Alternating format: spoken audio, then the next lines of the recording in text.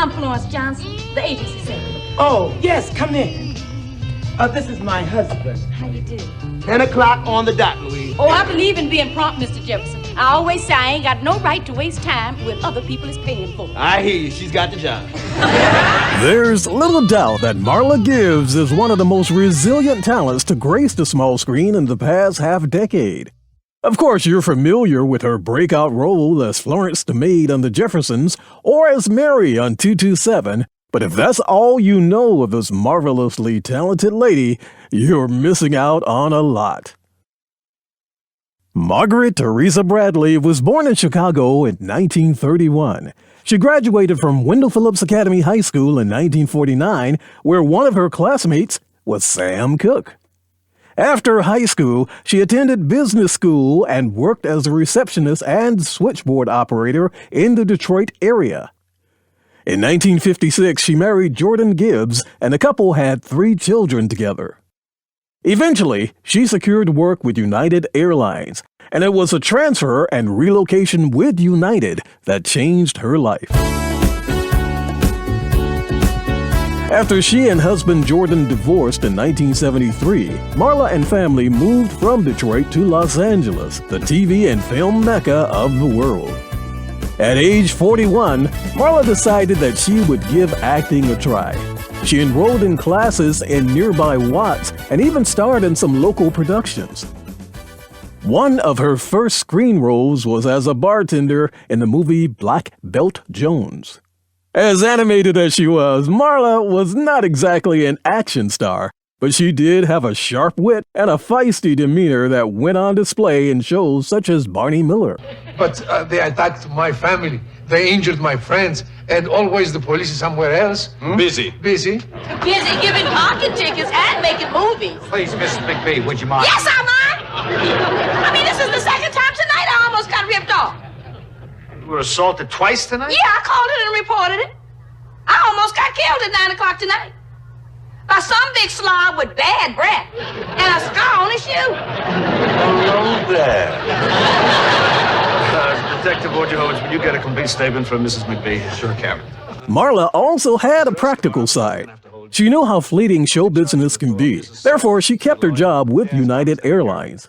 When I got the Jeffersons, I thought I'd been at United 11 years, and a bird in the hand is worth 20 in the bush, so I'm not giving up my job and my unlimited passes. So for 2 years I was on the Jeffersons until Bernie asked me one day, he said, "Do you still have that job?" I said, "Yes." He said, "Well, we thought you had quit." I said, "No, nobody told me anything. Do you have something to tell me?"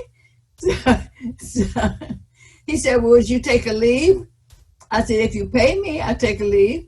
So they said, "Well, tell us how much you make, and we'll pay you. Take a 90-day leave." So I did that, and I was kind of embarrassed to take my salary back to them. Newly single, she still had 3 children, one of whom was already landing roles on television. Her oldest daughter, Angela Gibbs, would go on to a prolific career, rivaling her mother's, and had already landed roles in Cleopatra Jones, The Young Nurses, and a hilarious guest shot on Sanford & Son, where she and Della Thomas are the less than enthusiastic dates for Rollo and Lamont. Hey, come on in, girls. Beautiful. Hey, meet Lamont, my friend. This is Angel, and this is Della. Pleasure's all mine, ladies. Nice to know you. Do you like to dance? I love to dance. Why? Well, see, we could dance now and worry about eating later. Oh, where we gonna dance? Right here. You must be kidding. This place is too small to dance in. Well, we could do the slower dances. The old belly rubbing kind? By 1975, Marla got a guest shot on a brand new CBS comedy. The show was a spinoff of All in the Family, which, of course, would go to spawn several other spinoffs, and even spinoffs of spinoffs. But this would ultimately prove to be the most successful, The Jeffersons. Marla's appearance was supposed to be a one-shot deal, but she clicked immediately with the audience. Well, my very first time on the show, we had a line called, "How come we overcame and nobody told me?" So the role reminded me so much of my grandmother and my aunt, so I delivered it the way they would have. And it just went over very big. But there's just one thing. Do you folks mind if I ask you something? No, go right ahead. You live in this apartment, right? Uh-huh. And you got an apartment in this building, too? Yes, that's right. Well, how come we overcame and nobody told me? Things were starting to pick up, not just for Marla, but for her acting family. Her daughter Angela was getting more and more roles and even directing and producing. And Marla's older sister Susie Garrett, who appeared with her on an episode of The Jeffersons, landed her own sitcom in 1984 with Punky Brewster. She played Mrs. Johnson, Sherry's grandmother. Sherry Johnson, by the way, who played Punky's best friend, was Marla's great niece. As for Marla, true to every Norman Lear production, the spin-off Bug came a-calling. Here I am, checking in through a brand new door. It's what I've always waited for. I'm checking in. Florence, the maid, was to leave the Jeffersons to become Florence, the housekeeping executive of a ritzy hotel in Checking In. Checking In also starred Larry Linville, Liz Torres, and Patrick Collins.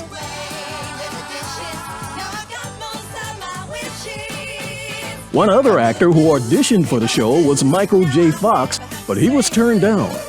That may have been a blessing in disguise. It's unclear if the theme song had anything to do with it, but the show failed to resonate with audiences. It only lasted 4 episodes, and Marla was rehired or rewritten back to the Jeffersons. Good thing, too. After her return, she would go on to win 4 Emmys for Best Supporting Actress in a Comedy Series. I'd mentioned daughter Angela. She produced a play entitled 227 with her mom as the lead. The award-winning play was a solid hit, and Marla wisely purchased the television rights. Once The Jeffersons was over, she pushed for 227 as a sitcom, and producer Norman Lear gave it the green light. There's no place like home. With your family around you, you're never alone. When you So Marla settled right back in for another popular series, this time as Mary Jenkins. The TV series was different from the play in many respects, as was her character different from Florence. She was more approachable, not as sharp-tongued, and this time she had a husband. Her husband was played by Hal Williams, who had guested with her twice on The Jeffersons, as well as future Oscar winner Regina King as the young daughter Brenda. And the breakout star was Jackie Harry, who portrayed the vivacious neighbor Sandra Clark. Now, I've been making a killing in the stock market. My latest boyfriend, Phil, he's a stockbroker and he's taking care of my assets. 227 ran for 5 years on NBC. Since 227, there's been no shortage of roles for Marla Gibbs. She has played the same character, Florence Johnston, on 2 different sitcoms, The Fresh Prince of Bel-Air and House of Pain. She's also appeared on The First Family, NCIS, One Day at a Time, The King of Queens, and many, many others. And even as she was getting older, she was still getting noticed. Hey guys, thanks again for coming tonight. I want to introduce you to Nana Louise. She runs the place and she wanted to thank you for your donation. Oh, hi. I can't tell you how much we appreciate your generosity. Nana Louise, could you read me this book? Oh, yes, of course. In just a few minutes, David. I'm Kenny. There's so many of them. Excuse me a moment. Sure. Nana Louise got back. Most people, not just performers, tend to slow down when they reach age 90. Marla turned 90 in 2021, and in that year, she appeared in Young Sheldon, Big Shot, Madam B, Alone Together, and 8 episodes of Days of Our Lives, along with her 227 co-star, Jackie Harry. What the hell are you doing here? Excuse me? Is that how you greet your mama? I'm sorry for disrespecting you. I raised you better than that. I said I was sorry. I'm just surprised to see you is all. I just got this place. I didn't think you knew the address. I got it from your assistant. Mary? She told you where I am? You know one thing I don't like about her is her big mouth.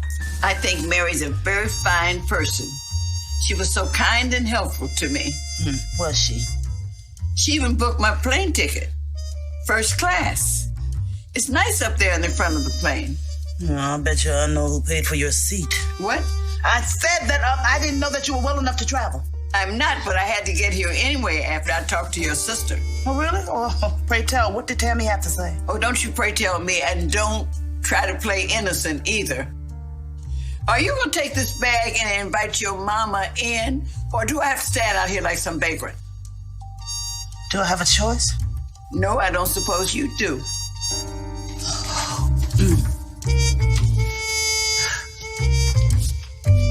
Just a couple of subtle references to their previous series. 2021 was also the year Marla was honored with a star on the Hollywood Walk of Fame. It was a prestigious event with celebrities and her family at hand, but it also produced a scary moment after she appeared to pass out mid-speech. And I want to give special thanks to my daughter and my grandson for all the hard work that went into putting this event together.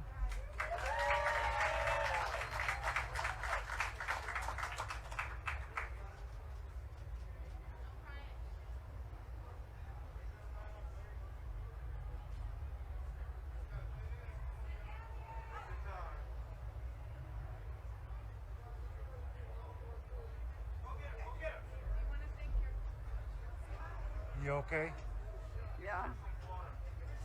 Give me some water.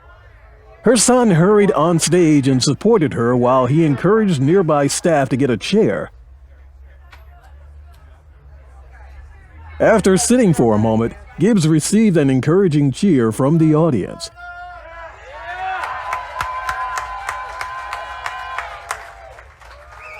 She loves you all, and thank you all very much. God bless you.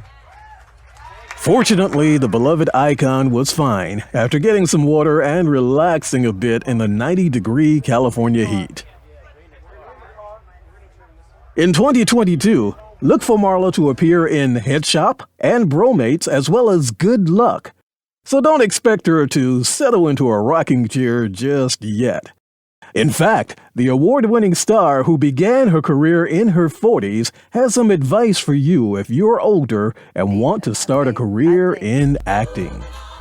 My belief was when I first started, they said, well, what makes you think you can do it? You know, you're not beautiful, you're not young. Young girls are having a hard time. I said, somebody got to be the aunt, somebody got to be the mother. Why not me? So people would come into my restaurant when I had it. There was a woman that came in named Frankie, and she said, I've always wanted to act. She said, but I guess it's too late now. She said, you think it's too late for me? I said, are you still breathing? She said, yeah. I said, then it's never too late. As long as you're breathing, you have another shot. And the next thing I knew, I put her on 227 for one thing. She was one of my choir members. So she came and she did that. And then I was laying in the bed one day and I looked at TV and I saw this movie of the week, and there she was starring in this movie of the week. So it's never too late. That's my theory.